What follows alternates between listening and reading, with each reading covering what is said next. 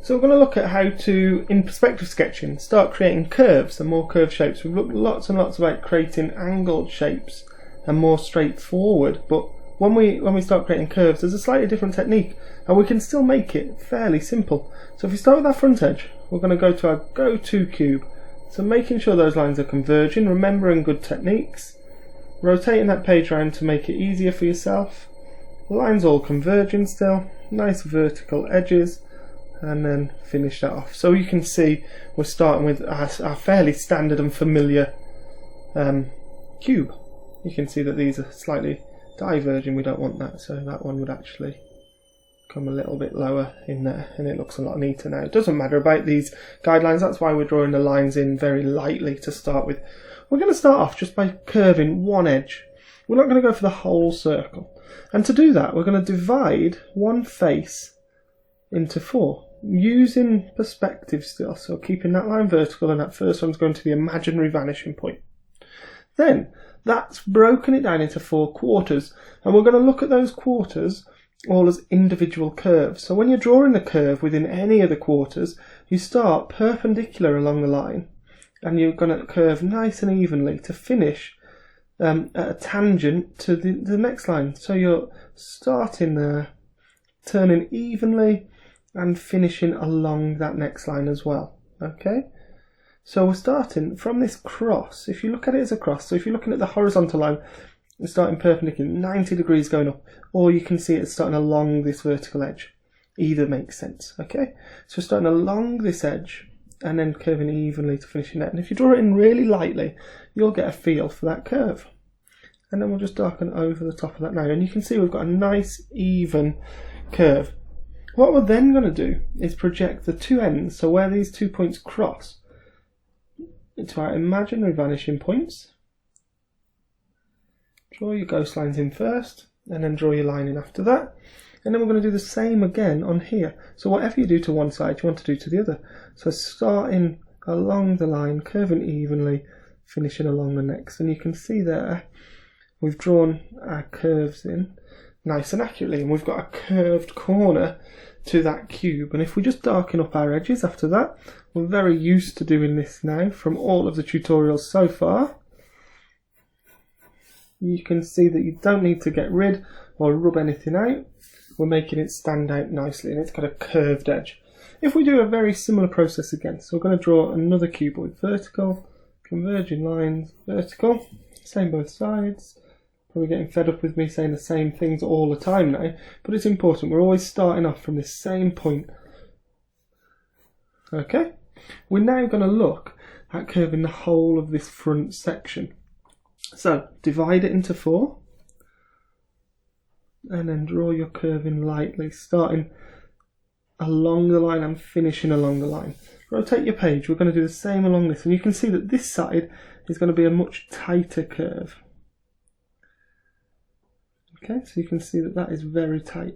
And if you're doing the full circle, this side and this side, the opposites are going to be the same, so quite a flat curve. And opposites here are quite tight curves, but we're just doing a one end for now. Where these cross, we're sending that across our perspective sketch, keeping it going to the imaginary vanishing point. And then we're also going to do it for this back edge. So we're actually going to draw the back of our cube in, so that we can see halfway along where this is going to. Okay, so you can see now that in there we've got curves on that back side, because remember, whatever we do on this side we want to do on the opposite. So we're going to start along this line first, starting and finishing along, so draw it in lightly and then darken it as we progress. And we're doing the same on here, so it's a tighter curve there. And you can see we've got the matching curves on both sides. Now we're going to connect, so the outermost part of these lines we're going to connect through. Okay, so you can see we've got that curve going all the way around, and actually when we darken the lines up, this curve here we wouldn't see, but we draw it in to start with because it's helping us construct the shape. So now if we darken the outer lines, remember trying to keep these fairly smooth, we don't want feathered edges. It makes the drawings look less professional, less neat in the end. So that one's a bit rubbish, bad example there, bad timing. But most of that you can see is actually really, really neat. We're going to do one more. So one more shape now. And this one, we're going to do an internal curve. So we're going to do the opposite, basically. We'll start with our cuboid. You don't need me to remind you, but I'm going to anyway. These lines need to be converging. They need to be getting slightly closer together as they're getting further away. So if we draw that in. We're then going to do an internal curve here. So we're going to divide into 4 just like we have done for the other shapes. But this time we're going to put the curve on this side. Instead of the outside, we're putting it on here. So we're just going to draw that in, making sure we're starting along the line and finishing along this line. Project it through to the other side, and then we're going to draw it in again. So we need to divide this back face up. Let's draw that back face in really, really lightly.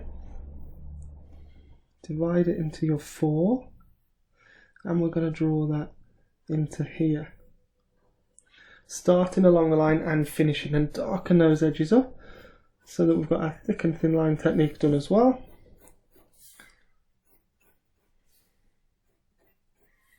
You can see that we've now got our curved shapes showing very clearly and drawn very accurately in perspective. As we've done with all the videos, we'll then do our landing box. I'm not going to use a ruler this time, but we can imagine where this is going to go. So we're just going to do this line nice and dark, so I'm not going to shade it in at all. I'm actually just following that line up to where it will poke out the top. Draw that across here, nice straight lines, nice and dark, down, and I'm connecting all 3 shapes together. Okay, and I'm not going to shade them in, I'm just leaving it as a rectangle landing box that ties all of them together and makes them stand out that little bit more. Good luck!